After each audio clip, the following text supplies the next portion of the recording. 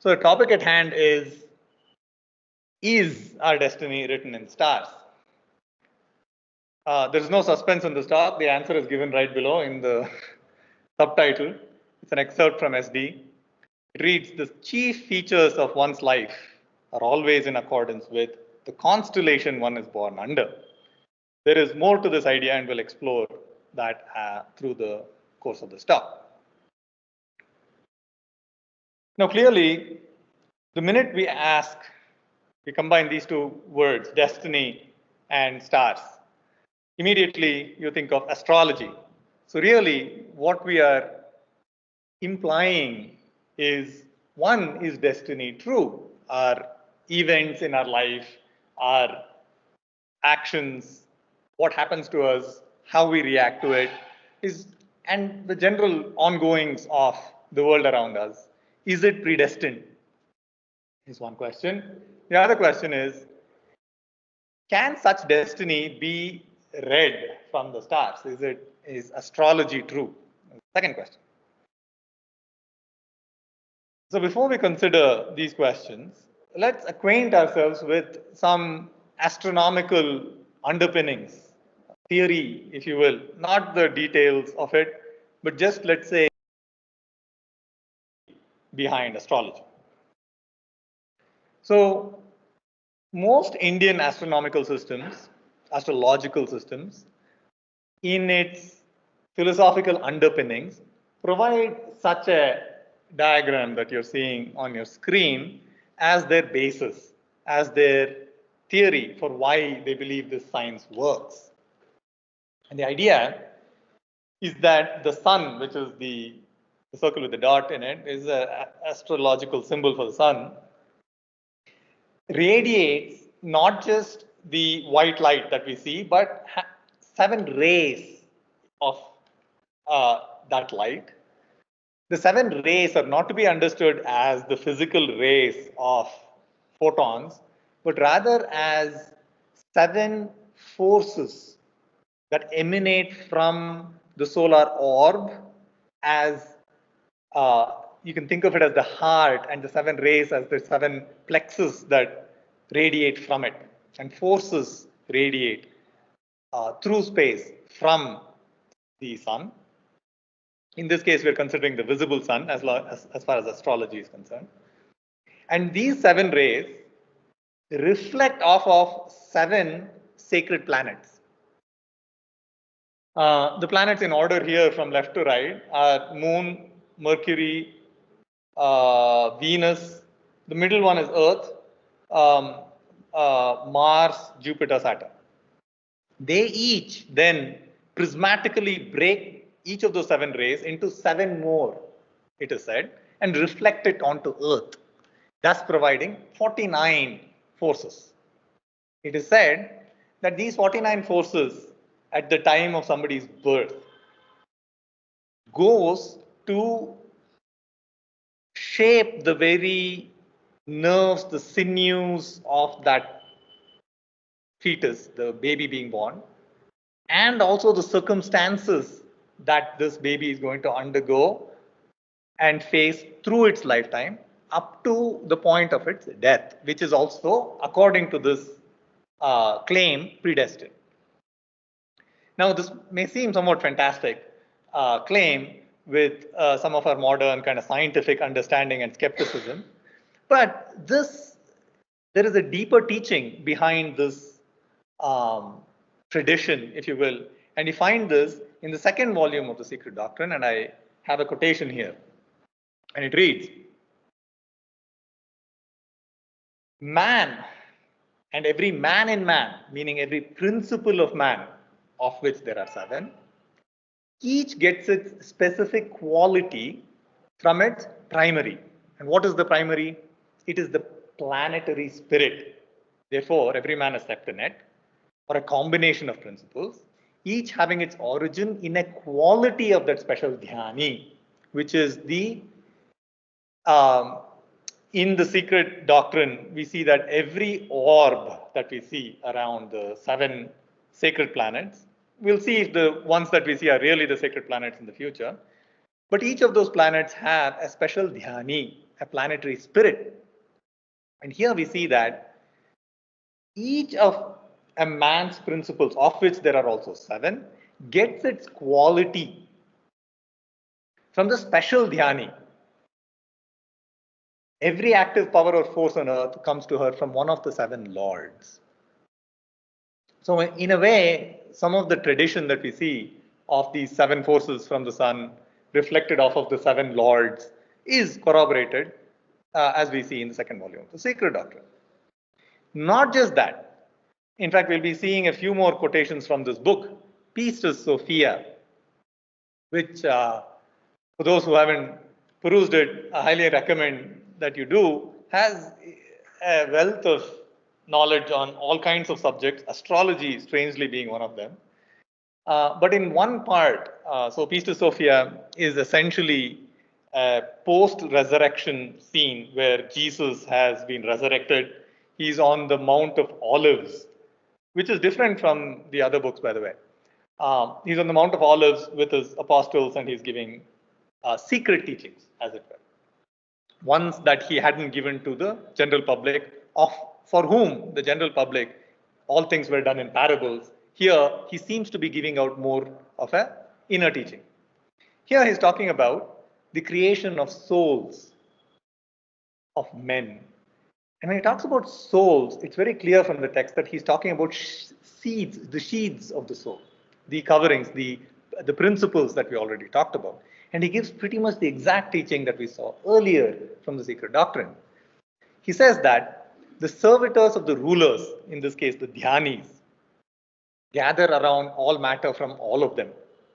And the servitors of the rulers of the fate and the servitors of the sphere. So there's a distinction made here between the sphere, which is the planet, the graha, the physical planets that we see, and the rulers of that fate. The distinction between them. And the servitors of each of them, both of the fate and the servitors of the sphere, which is below the eons, take it and fashion it into souls of men and send them down into the world of mankind. Now, just from these two references, we should kind of get an understanding that if our very bodies and if our very sheaths of the soul are derived from the quality of the dhyanis and the physical orbs that they rule over, that there is an intimate connection between the two. So in a way, the understanding that the orbs in the sky in some way influence us and our circumstances is warranted.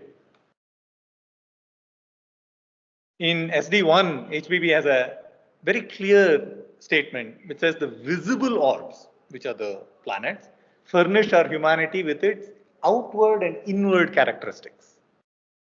And the regents, here spoken of as the rulers or rectors, with our monads and spiritual faculties. So the entirety of man is pretty much determined by these rulers of the fate, as Jesus calls it in Pistis Sophia. Then the question is, okay, so we said there is destiny, there is a close connection between the orbs in the sky and our constitution. But is astrology a good approximation, at least, of that which is in the stars? To answer this question, we have to, as a necessary evil, go into a little bit of astrology. We won't try to impart too much knowledge here, but we will try to at least understand enough of it to gain a sense for an answer to this question. Is astrology the same as destiny? Is there a high fidelity between what we derive from astrology and what is in store as destiny? And we'll here only be talking about the Indian astrological system, quote unquote Vedic, although that is a misnomer. So in the Indian astrological system, this seems a little too complicated, but it's actually quite simple. There are these 12 houses that you see, the squares in the middle. Perhaps I can point to it.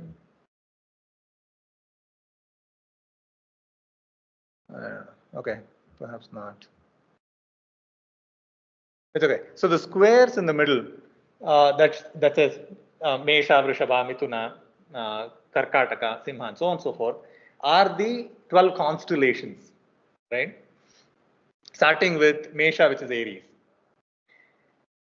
The thing about the Indian system is the houses are fixed against the asterisms or the fixed stars in the background of the ecliptic, which is if you take the equator of the earth and extend it out into space, it forms the celestial equator. And then if you take the motion of the planets, which is um, the plane of the solar system, that becomes the ecliptic, and it's actually at an angle. The Earth equator and that of the ecliptic are at an angle to each other. 23 point whatever, 23.4 I think degrees. So, but the ecliptic is the plane, or if you look at it in the sky, the line through which planets travel, right? The sun also travels along the ecliptic. And the stars that are behind the ecliptic are what are the circle that you see around the houses. And it is divided into 27 asterisms, starting from Ashwini, Bharani, Kritika, so on and so forth, right? This is what is called a sidereal zodiac, meaning what is the first house does not change. It is always fixed, right? The idea here is the line that I just drew there, which says VP, is what is called vernal point. Now, the problem with the sidereal zodiac, which is that you consider the fixed stars, is that the Earth is not fixed in its axis. It wobbles around as it rotates. And it creates what is called a sidereal year or a tropical year, where it takes about 28,000 years for it to go all the way around. It wobbles as if it's a top, right? And so the vernal equinox, which is the time of the year where there's equal day and night, falls on a certain day, and on that day where the sun rises is that point. So let me just repeat this. The day of the year when the time of the day and time of night are equal, which is an equinox, which happens during the spring equinox or vernal equinox. On that day, where does the sun rise? It rises in that star, which we just pointed out, which happens to be Uttara Bhadrapada, first pada. Each nakshatra is broken into 4 padas. And it precesses, as in if all the planets move clockwise in this house, in these houses, the vernal point precesses, goes backwards. The problem with that is you have to account for it. You have to compensate for it. And we'll see why that is a problem in the future. The idea is that at the time of your birth, planets are in some positions within these houses. They're frozen at birth. That is your natal chart. And we say that that influences all of your events going forward till your death. The important thing is the position of the ascendant on this and position of the moon are of utmost importance in Indian astrology. One is called Rashi, the other is called Lagna. The bhavas are counted from the ascendant. This is the same as in Western astrology. And then we have a very strange concept in Indian astrology called Dasha Bhuktis. This is counted from the moon. Essentially, the idea is that the planetary positions provide for, if you will, a certain fruits, or if you will, seeds that could sprout and give you fruits at the right time, right? You have a bunch of seeds, is how you can think about it. And Dasha Bhuktis are the time at which those seeds sprout and give you the fruit. So it's not only that every seed that you have sprout all at the same time, it's spread over time, and these Dasha Bhuktis give you the idea of when they will come to fruition. Now the problem is vernal equinox. Now this chart that you see here shows where the vernal equinox was at different points in time. This chart was drawn in 1997. So if you look at the right, it is showing that it is currently in Pisces. It's at a we saw that it was in Uttara Bhadrapada, Pada 1. But if you trace backwards, you'll see that at AD 0, where you say it says 0, I don't know if you can point it, just below where it says Pisces on the right, that's where the vernal equinox was at AD 0, right? Like the beginning of our millennium. And at the beginning of Kali Yuga, 5,000 years ago, it was right in the middle of Taurus. You see that? So it's 2,000 years ago, it's the beginning of Taurus. 4,000 years ago, or before 4,000 BC, it was the beginning and end of Taurus, right in the middle, which is 5,000 years ago. You see, it was in the eye of Taurus, the eye of the bull. This is actually occult. It has a certain occult significance. You'll see a lot of, if you search for eye of the bull or eye of Taurus in the SD, you'll find lots of references. It's very interesting, but we'll not go into that right now. So at the beginning of Kali Yuga, vernal point was in Taurus. At around 1 CE, Common Era, like we see, the tropical zodiac, which is the vernal point, coincided with the beginning of the sidereal zodiac, which started exactly at Aries. So it was exactly the same. So what ended up happening was a lot of people wrote a lot of books during that time and didn't consider precession of the equinox because it is the same for them.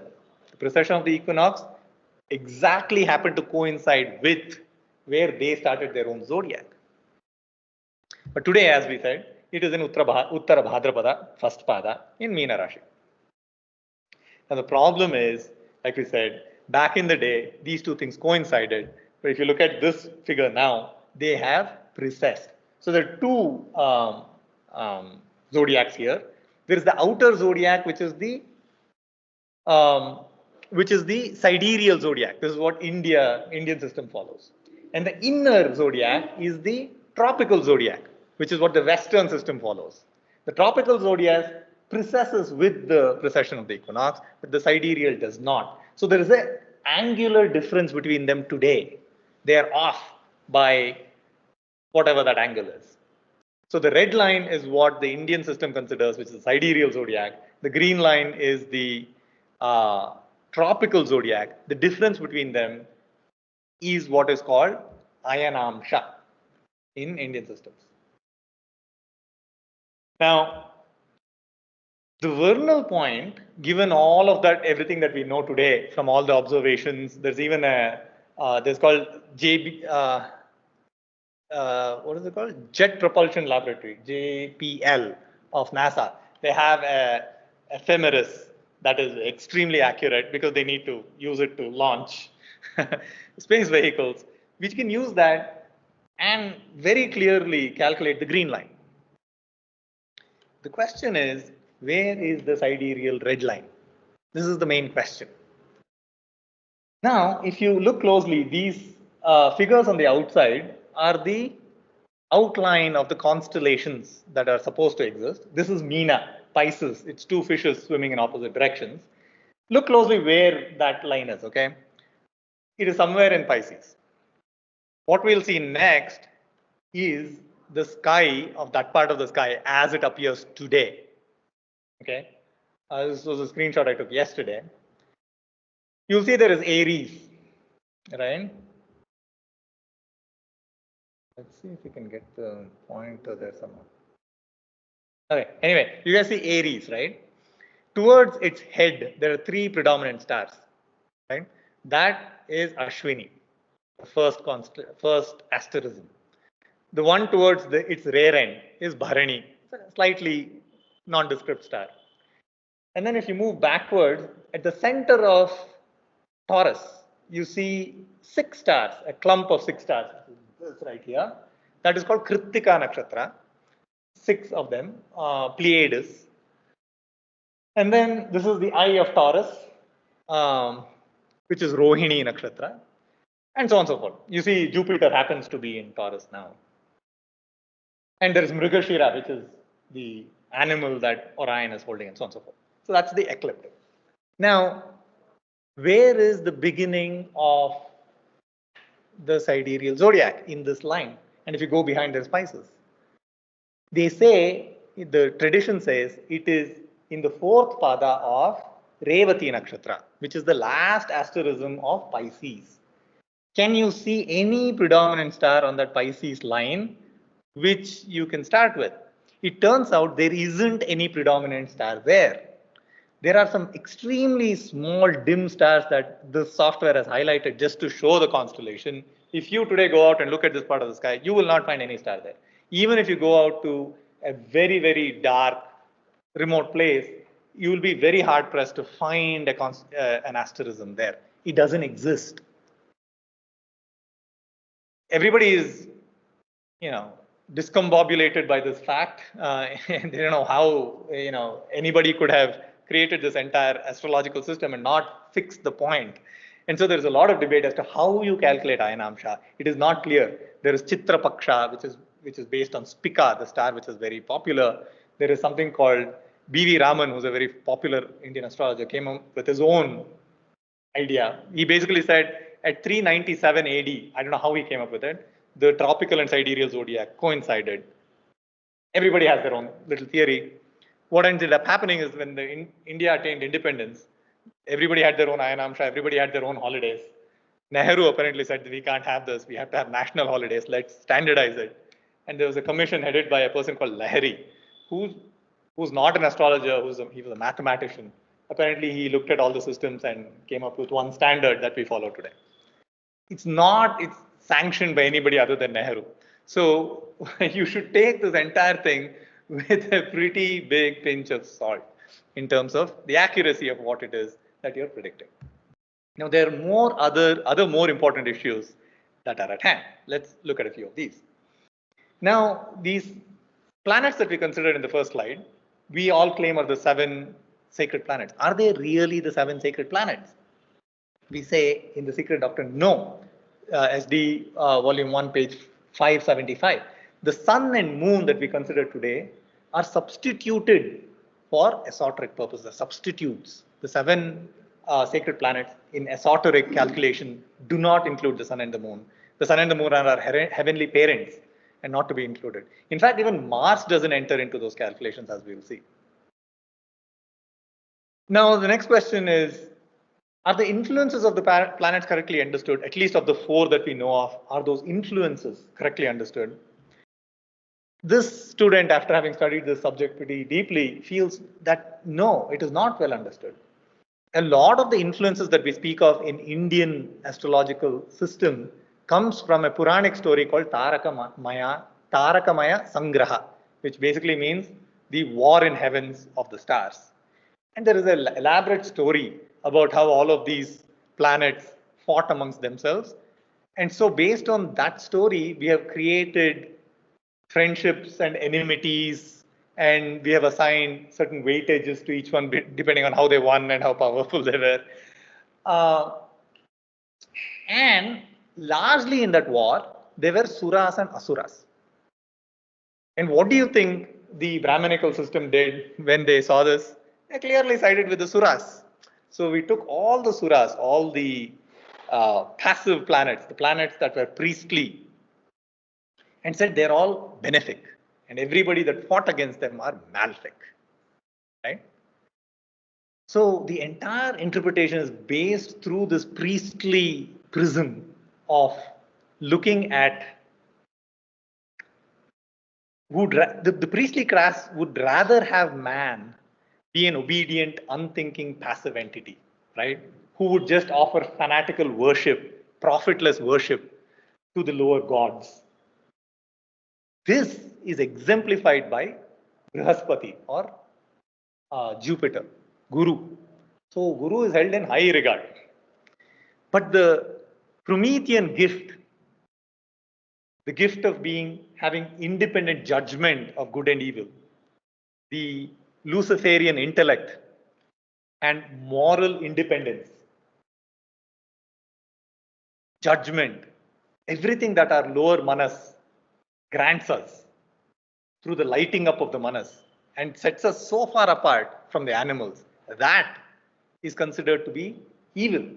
It's considered to, in all ecclesiastical systems, is decried as satanic, Luciferian. It gives you the ability to rise even above the gods, even as men. And the priestly class sees that as malefic. And hence Shani, who exemplifies this character, is decried as the most malefic planet. And Brihaspati, who exemplifies fanatical, profitless worship, is seen as highly benefic. So we don't even understand the influences correctly. We only look at the second point is we only look at the most material of influences. What is here Shukra, Venus is a very good example.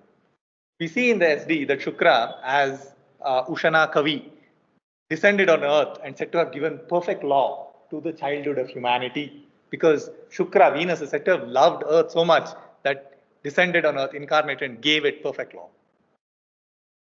But Shukra, in our astrological system, is seen as the giver of plenty, of sensuality and debauchery.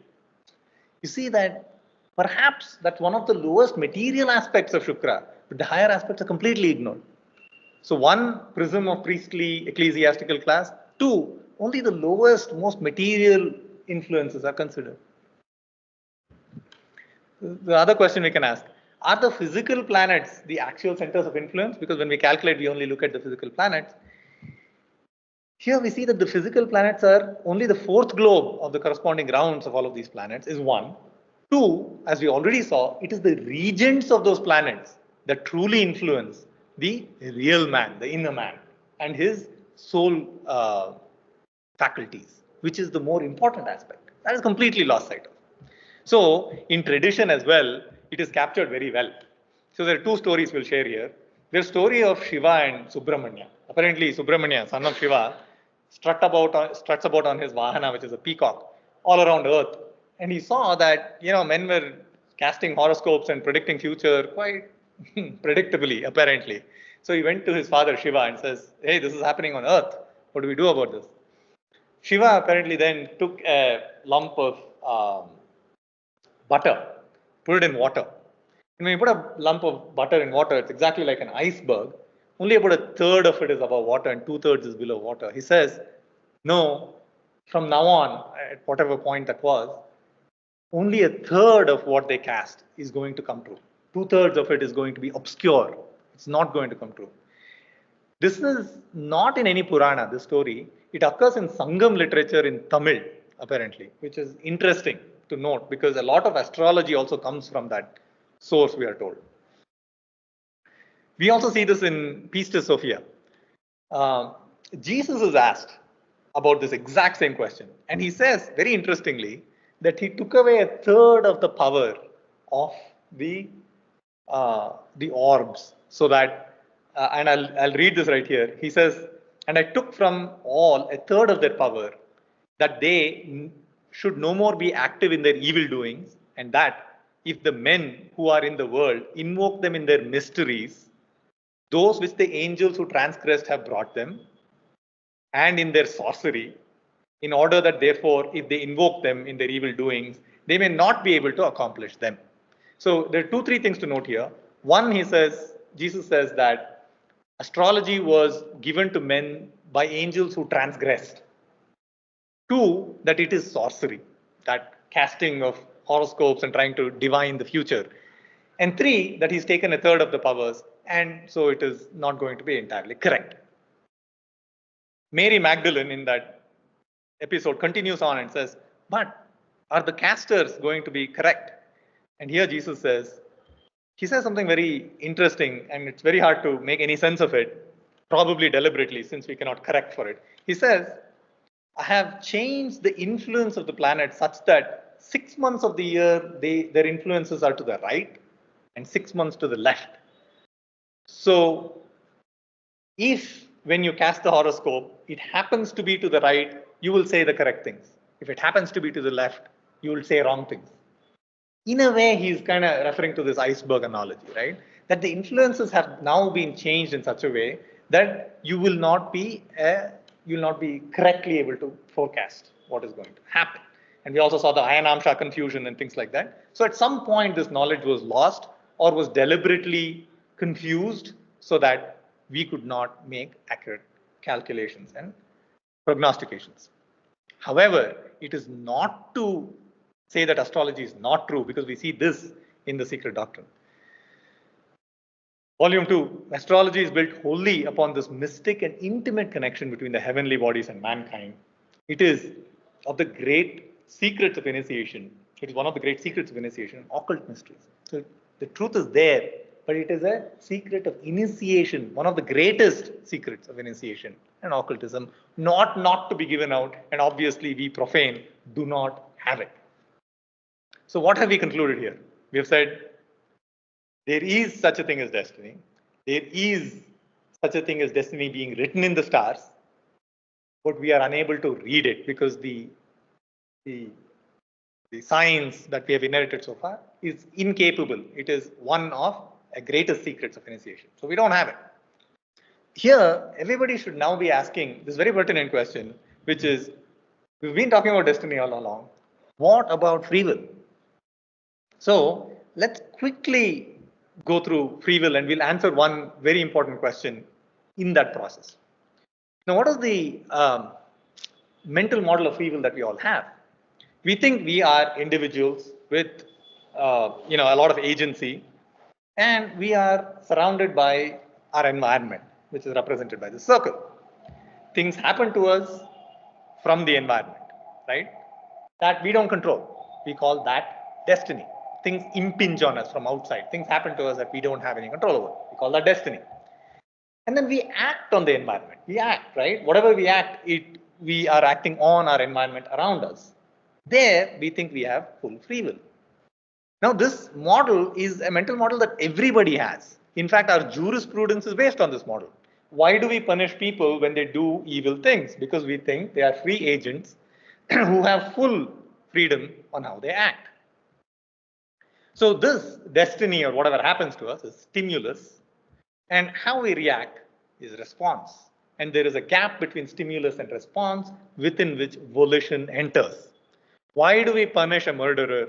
We don't ask, oh, what all happened? Did that person you murdered, mentally torture you? Oh, it's okay, we will let you go. Nobody ever says that, because we say that there is a substantial gap between stimulus and response. And no matter what the stimulus is, you can control your response. That's where you have free will. This is the model of free will we all have. Let's probe this a little bit. The first question we should ask when we look at this model is, where is that destiny coming from? It seems to be coming from nowhere, right? So the answer we have from Theosophy is, oh, by the way, Robert Crosby talks about the stimulus part as reaping and your actions as sowing. But anyway, so with this reaping and sowing, when you sow, when you act, when you respond, what you're creating are actions, which is called karma. These actions, through the law of causality, which is also called karma, react upon you as reaction, also called karma. Now, here's where it can get, the word karma can be very easily misunderstood. It is action, the law of causality, and reaction. All three things are called karma, because of course you see they're connected, so it makes sense. These reactions become circumstances that then impinge upon you as destiny.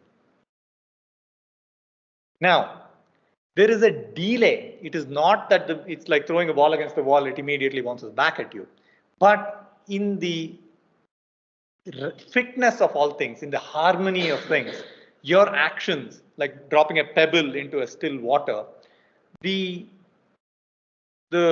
waves go out to the very edges and react back on that point where the action was performed with a delay.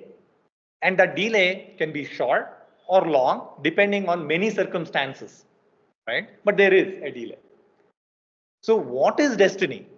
It is simply the delayed action of free will through that cycle, this loop that we have formed. Free will, action, causality, circumstances, destiny, that loop continues.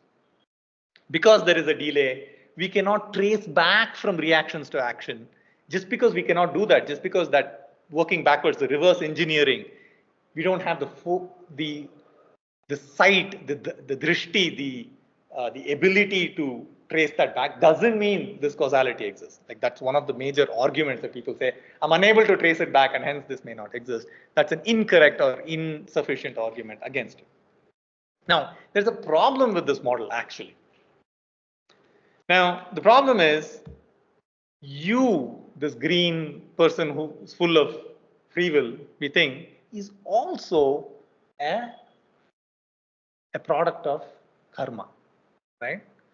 Which means all your nerves, sinews, neurons of your brain, of this body, all of these subtler bodies, the quaternary as we call it, is fully determined by destiny, right? Determined by prior actions through karma. So if all of the very atoms that act is predetermined by destiny, how is it that you have any free will at all in your actions? If the actor is fully predetermined, his actions must also be predetermined, right? Now, this model is something we all will find very offensive. Like, I have free will, I have agency. How is it that everything is predetermined? Strangely, this is the scientific understanding today. Like, if you subscribe to all the laws of physics, everything is predetermined. Laws of physics are predetermined. And if you're only the body, how can you act in any other way but in some predetermined way? You shouldn't have free will. Now, the other thing to note is, what is it that creates you? The destiny that is creating your very body is nature, is what we call. The stimulus that arrives at you is nurture, right? That we say you are the product of nature and nurture. They're both the products of destiny. So how can you have free will? This is the question. Now, you may say this is an incorrect model, but we'll see a few instances from sacred books that actually corroborate it. This is from Manusmriti, book 1, I think verse 30. It says, as the characteristic features of a season of the year appear at the advent of that season, so the acts of embodied creatures spontaneously, I love this word, assails them. It's as if actions assail you. You do it when the time for it comes. What do we see in the Bhagavad Gita? We see very similar teachings. We see all actions are performed by the qualities in nature. The man deluded by ignorance thinks I am the actor. Qualities, remember the qualities that we spoke of earlier that came from the lords, the 7 lords. All creatures act according to their own nature. What then will restraint affect? All of this sounds very fatalistic. Qualities act in the qualities. So this is clearly a model that a version of the truth, a facet of the truth that you can consider. But it's not the whole truth. And here's where theosophy comes in. What is formed, this red body that we see here, is only the acting instrument. It is the product of skandhas, you can say vasanas, swabhava, mental deposits, tendencies that you have developed through previous action, right? It is the actor, but you are not just that. You have, or overshadowed by, a higher nature. There's a higher non-acting, recording witness, or higher self, which is outside of, as far as our terrestrial constraints are concerned, outside of it, of the terrestrial karmas. It is the noetic influence on the psychic. It's like a magnet. When you take a magnet and run it over a few iron filings, the magnet induces magnetism into the iron filings. In a similar way, this higher self, through its efflux, endows us with will. And what is destiny below? Pretty much predetermines our desires. And there's a note in Lucifer called Will and Desire, or Desire and Will, written by HPB. It's in Theosophical articles and notes. Very, very important. So once you take this dual nature of man into account, you see that from will and desire, he magnetic influences, if you will, if you take the analogy of the magnet and the iron filings, impinge upon him. He has choices between the two. He is the product of the two. And his actions are not predestined, but depending on where he places his attention, his center, his predominating meditation in life along this spectrum between the lower desires and the higher will, in that nature, concomitant with that center, he forms his own self, and his actions follow from that nature. So his actions are again gradiated, right? They're not predestined, neither are they fully free will. It is depending on where you place your attention. Now, we'll see a few corroborations of this. And this is the article, by the way, that I referenced. And it reads, this is very important. Both will and desire are absolute creators, forming the man himself and his surroundings, right? But will creates intelligently, desire blindly and unconsciously. Man therefore makes himself in the image of his desires, as in his swabhavas, his actions, unless he creates himself in the likeness of the divine through his will, the child of the light. This gives us this very, very clear understanding of the combination of the two factors at play. Now, there's a last point here before we move on, which is also a very hard subject, which is, okay, we talked about our will, but what about cosmic law, divine will? In one of the SD classes, there was a student who came in, who never again came in afterwards, but asked a very pertinent question. The question he asked, we were considering the second fundamental proposition. The question he asked was, second fundamental proposition says that cyclicity is a fundamental law in nature, like day and night, death and birth, and so on and so forth. His question was, do cycles come about on their own, or do humans have to act to bring them about? Because in the third fundamental, we see that nothing is accomplished without self-induced, self-devised effort. So his question is, do cycles happen on their own, or do we need to act to bring them about? If you pause for a second and think about it, it's a very, very, very interesting question. The question is, if we all didn't do anything, would the cycles not rotate? Would they not take place? Are they dependent on individual action? Now, here we have to go to a very beautiful work, a very not very popular Indian work called Yoga Vasishta. We'll not go into the pedigree of where it comes. It's a deep subject on its own. But here it says this. There is such a thing as inexorable decree, which is the energy of cosmic ideation of a vibratory nature, which must come to pass. It bears its command over all our thoughts and actions. In a way, what it's saying is there is a divine decree, divine will, which enters into all of the acting creatures, right? And let's see some quotations from the SD that corroborate this. The secret doctrine teaches that every event of universal importance, such as geological cataclysms at the end of one race and the beginning of a new one, involving a great change each time in mankind, spiritual, moral, and physical, is precogitated and preconcerted, so to say, in the sidereal regions of our planetary system. So this is that predominant decree, what we considered previously in Yoga Vasishta. Then you'll say, if this divine decree exists, do I have free will? Again, you come back. We first said fully free, then we said no, fully destiny. We went back to, okay, no, a mixture of the two. Now with divine will, we're like, do I have any free will at all? Or how is our will connected to the divine will? Here again, Yoga Vasishta gives a very, very beautiful answer. He says, destiny, this divine will, is inactive and abortive without an active power to bring about its decree into action. So there is a divine decree, there is a divine will, but it is inactive unless active agents bring about its results. And we'll see a corroboration of this here in SD volume 2, owing to its identity with the all force, which as said is inherent in the monad. It is all potent on the arupa formless plane.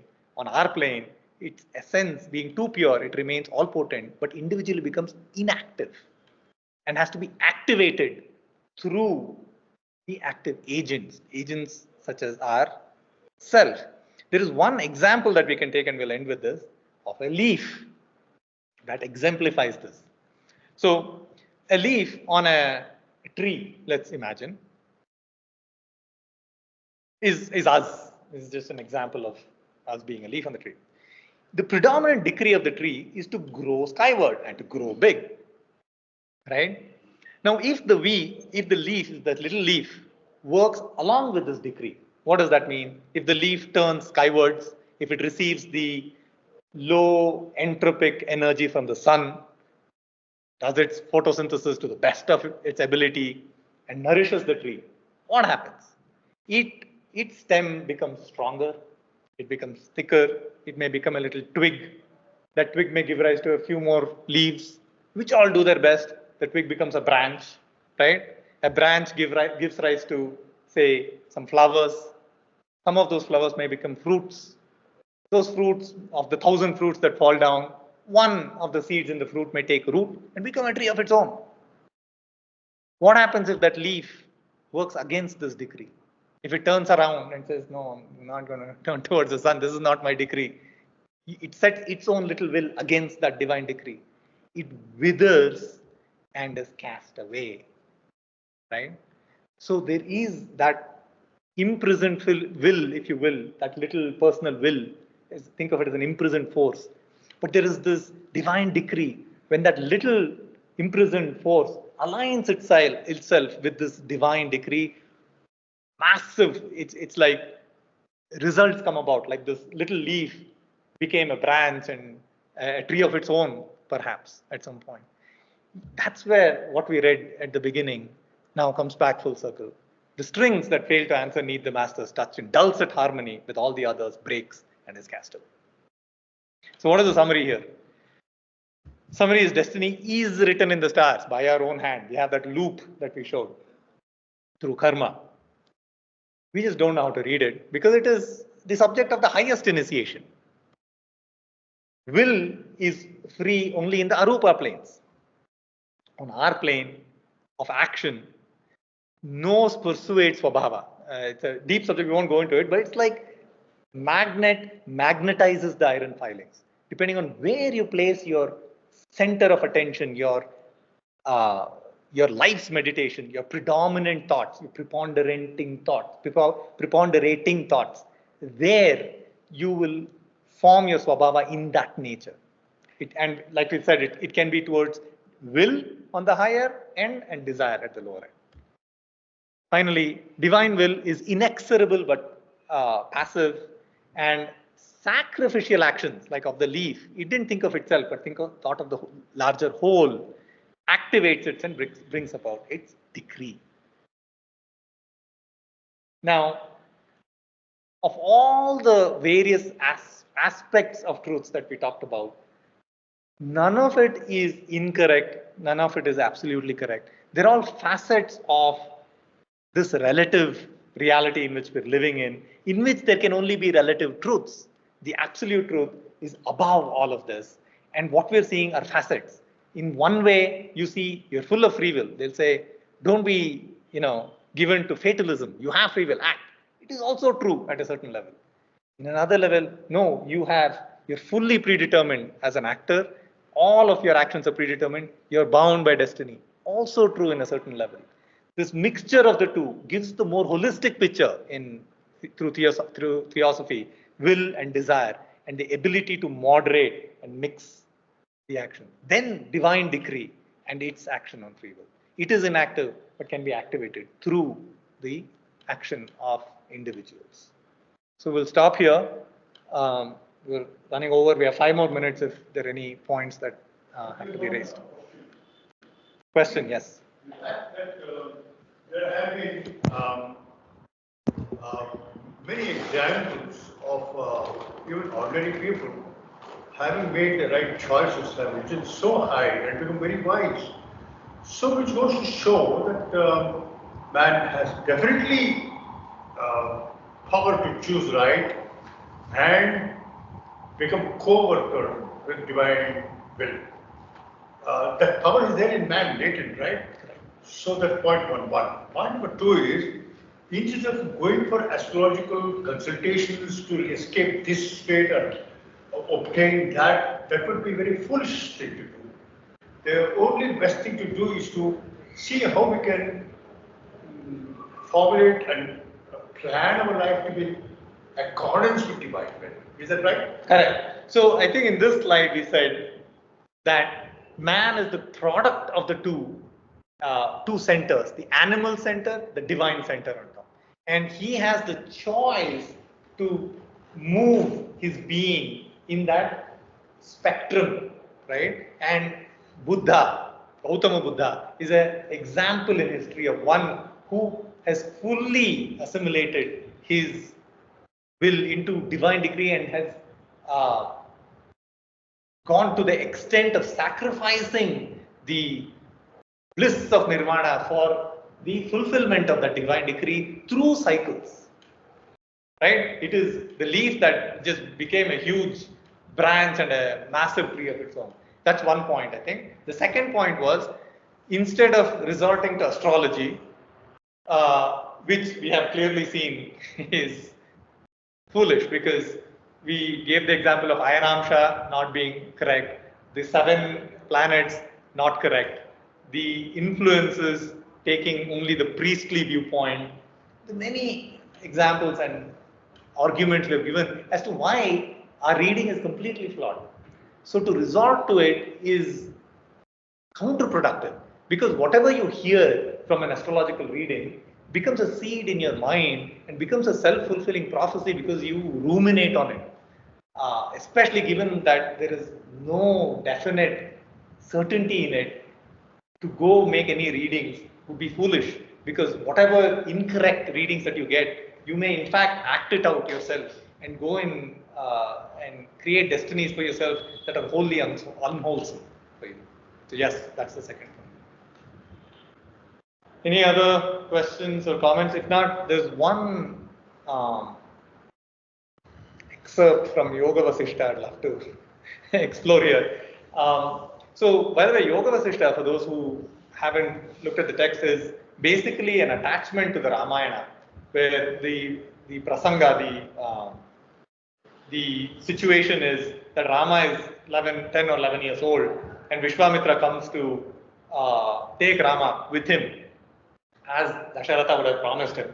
Dasharatha will say, no, he's too small. Vishwamitra gets very angry. And so Vasishta, who has come with Vishwamitra, then placates Vishwamitra, calls Rama. Rama seems very dejected. He's with life. He says, life seems completely pointless. Everything is predestined. We are all going to die. What is the point of all of this? And he gives a very beautiful description of why he is despondent. And Vasishta then agrees with Rama that all of the points of despondency are true, and then gives this Yoga Vasishta, which is the thing that we consider. Vasishta first talks about destiny and says, yes, it is true. There are predestined actions that happen, that is individually. Then he says, but you have full free will, right? And he gives that aspect and alleviates some of those doubts. Then he says, there is divine decree, right? And your choice is between aligning to the higher or to the lower. That's where you have a choice. And here, HPB had a very, very beautiful quote that I'd love to share. She says this: he, meaning man, cannot escape his ruling destiny, divine decree, but he has the choice of 2 paths that lead him in that direction, right? 2 paths. He can reach the goal of misery, if such is his decree to him, either in the snowy white robes of the martyr, or in the soiled garments of a volunteer in an iniquitous course. For there are external and internal conditions which affect the determination of our will upon our actions. And it is in our power to follow either of the two courses. So with that we'll end. One more. Yes, please. Yeah. Is the capacity in us to make the choice whether to remain in the lower center or transfer our attention and consciousness to the higher center. So, is it the extent of free will?